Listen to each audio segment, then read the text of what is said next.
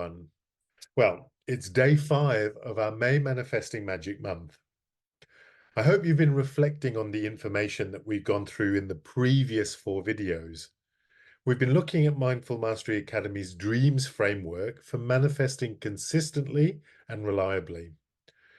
Now, initially we covered the D for desire, what it is, how to clarify it, and how to increase the intensity of it.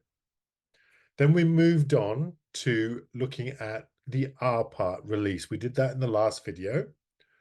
And we looked at how, at the core of it, manifesting is about the release of need. If you haven't checked out that video, it's really worth watching because it really does help you reflect on why you may not be manifesting the things that you want easily, rapidly, and predictably. Today, we're going to continue looking at release, and we're going to look at a different aspect of it.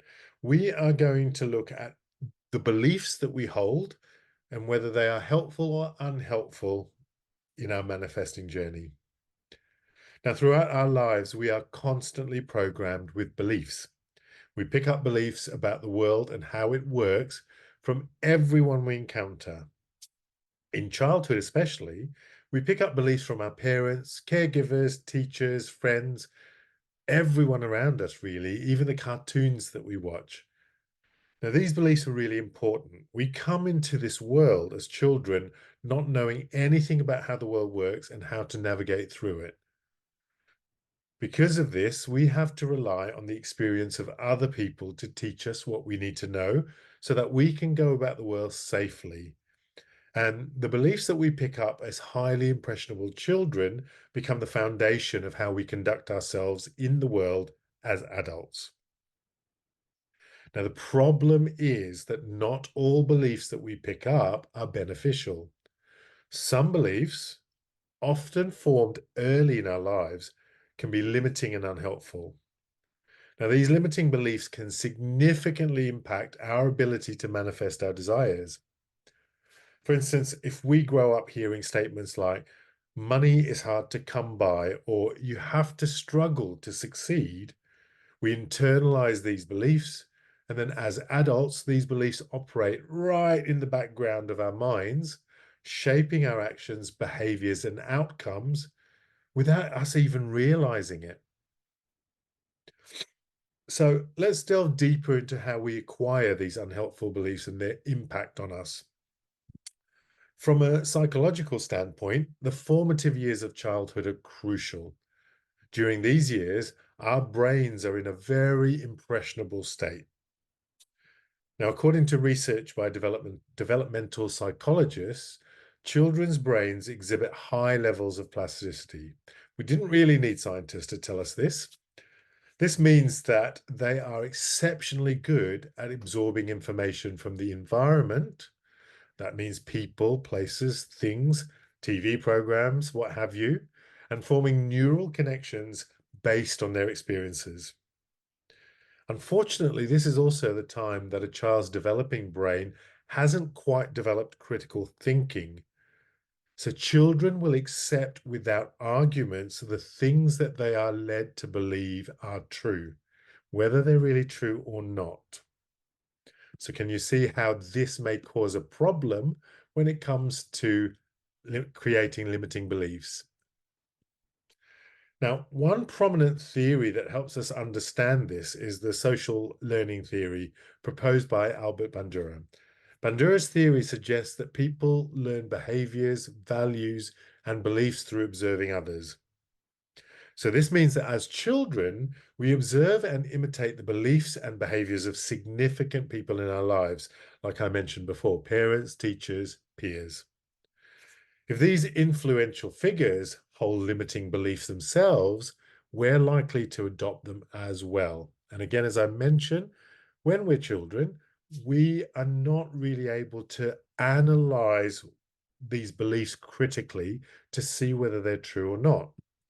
So, for example, if a child sees their parents constantly worried about finances and hears things like, well, we can't afford this, we can't afford that, I don't have the money, it's so hard to find money, the child may develop a belief that money is scarce and difficult to obtain.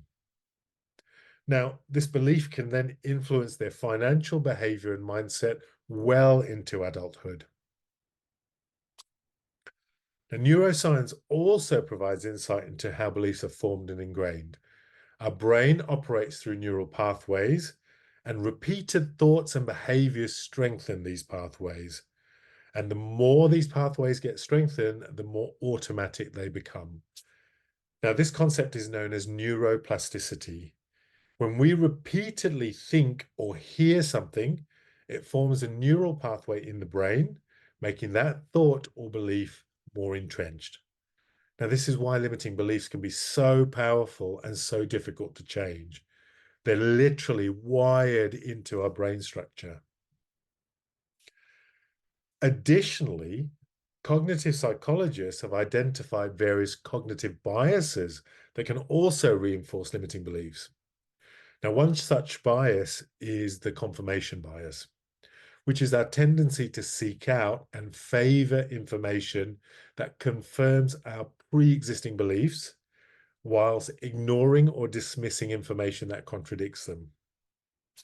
So this means that if we hold a limiting belief, we are likely to focus on experiences and evidence that reinforce this belief, further entrenching them into our minds. Now, the good news is, just as our brain can form limiting beliefs, they can also rewire through neuroplasticity and replace them with empowering beliefs. Now, this process involves identifying and challenging our limiting beliefs and then replacing them with positive, more empowering beliefs. You can challenge your confirmation bias by actively looking for evidence that refutes the limiting beliefs that you have. Now, to effectively release the bias towards limiting beliefs, it's crucial to really consciously counteract confirmation bias by seeking out and then consider the evidence that challenges these beliefs. For instance, if you hold a limiting belief that money is hard to come by, start looking for examples and stories of people who have successfully manifested financial abundance. Read books, watch videos, watch these videos. Surround yourself with information that demonstrate how others have overcome financial challenges and achieved prosperity. When you do this and you expose yourself to these positive examples, you begin to see that your limiting belief isn't an absolute truth, but rather it's a perspective that you have. And since it's not the absolute truth, that perspective can be changed. Another way to do this is to question the validity of your limiting beliefs. You can ask yourself, is this belief really true? What evidence do I have that supports it? What evidence do I have that contradicts it? When you critically evaluate your beliefs and actively seek out contradictory evidence, you weaken the hold of confirmation bias and you open yourself up to new, more empowering beliefs. Engaging in discussions with people who have different perspectives can also help challenge your confirmation bias. Now, if you're viewing this through our Facebook group, the Manifesting and Meditation group, you are surrounded by people who have different perspectives on manifesting, so they can help you challenge your confirmation bias.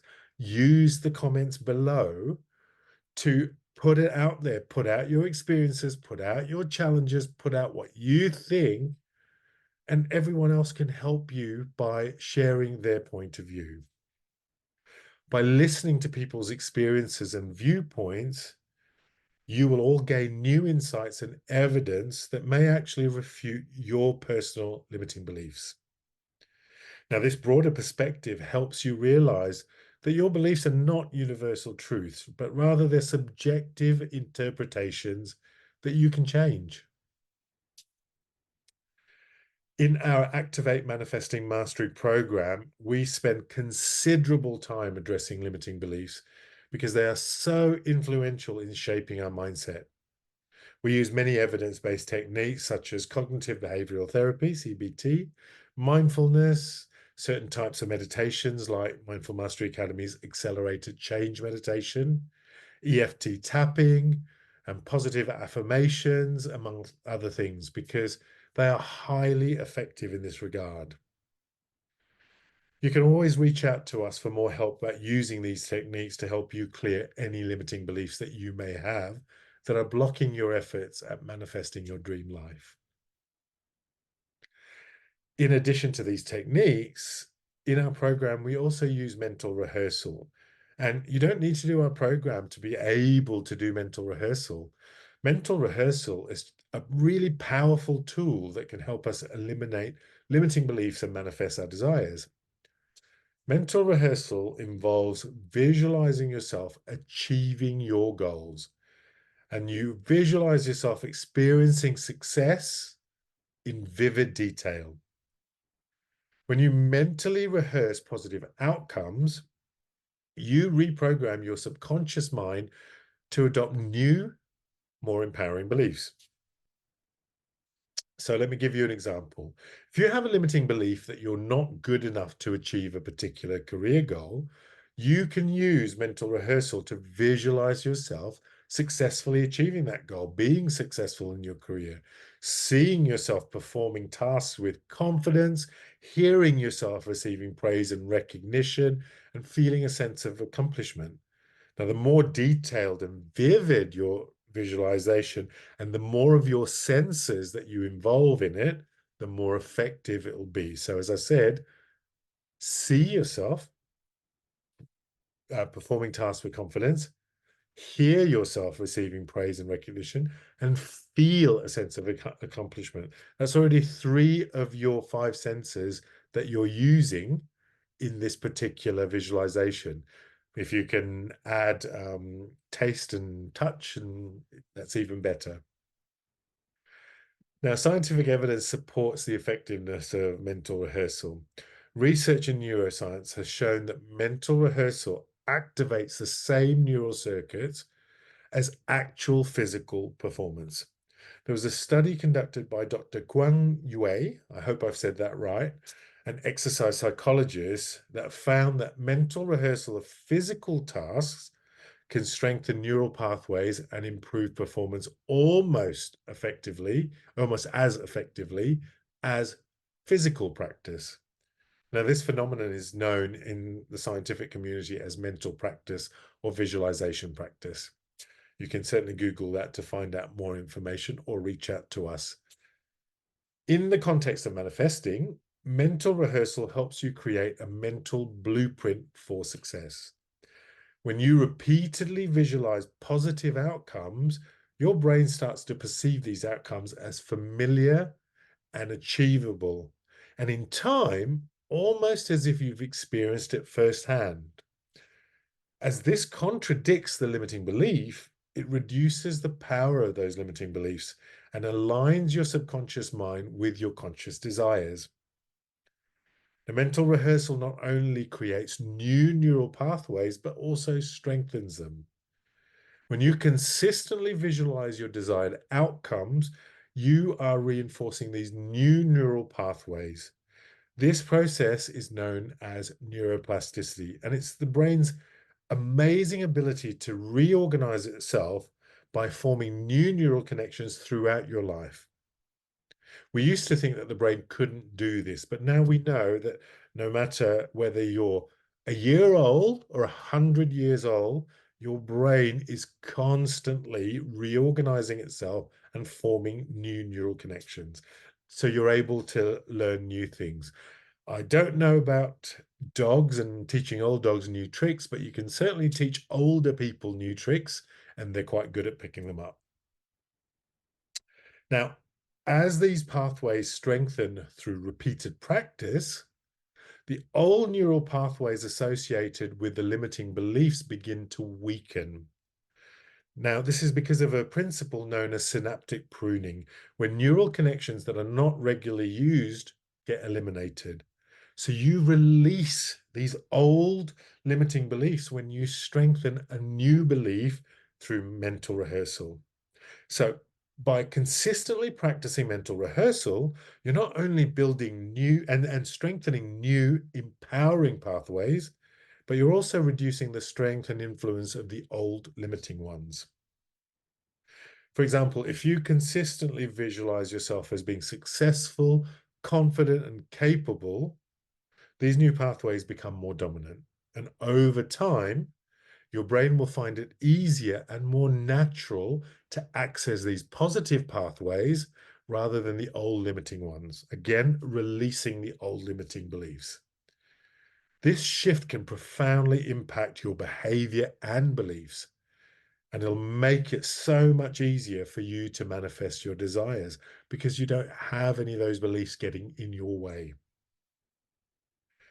Incorporating mental rehearsal into your manifesting practice is so easy, but you have to be disciplined at it. So set aside time each day, and it should be done daily, often to reinforce these new neural pathways.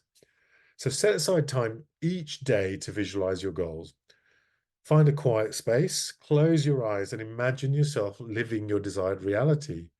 Engage all your senses to make the visualizations as real as possible, and inject emotions of success. Hear the sounds of your environment, see the details of your surroundings, make it as real as possible to your mind.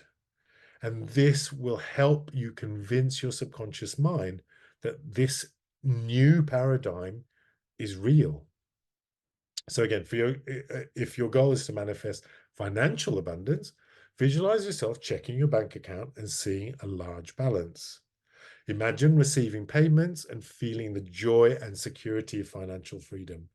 The more you practice mental rehearsal, the more your mind will accept these new beliefs and support your manifesting efforts. Now, a few videos back, we talked about the reticular activating system.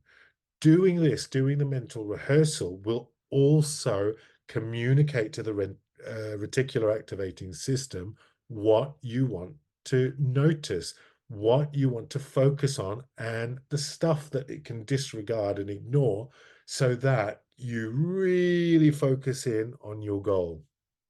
If you haven't seen that video, go back a couple of days, check out the video on desire and the reticular activating system. It'll explain a little bit more about what I'm talking about today. So again, the more you practice mental rehearsal, the more your mind will accept these new beliefs and support your manifesting efforts. So by actively working to release limiting beliefs and replacing them with empowering ones through techniques like mental rehearsal and whatever other techniques that you focus on to release these limiting beliefs, you create a mental environment that supports your manifesting efforts. So remember, the key to manifesting is not just about desire, but also about aligning your beliefs and emotions with your desires. So that's it for today's video. Please reflect on the limiting beliefs that you may be holding on to and start the process of releasing them. Let us know about them as well. What are you having trouble with? What limiting beliefs are so ingrained that you can't seem to shake them off? And perhaps the rest of us in this Facebook group or wherever you're viewing this video, if there's a possibility of leaving comments, we can help you with our experiences. So use mental rehearsal to visualize your success and reprogram your subconscious mind. You can also work on your cognitive biases in the ways that I've described before. So as always, let us know your thoughts, perhaps the limiting beliefs you struggle with in the comments below. In the next video, we'll continue to explore the steps in the dreams framework, and we're going to move on to the E in dreams, which is envision and expect. Thank you for watching. I look forward to seeing you in the next video. And as always, if you need more help with this, reach out to us. See you next time.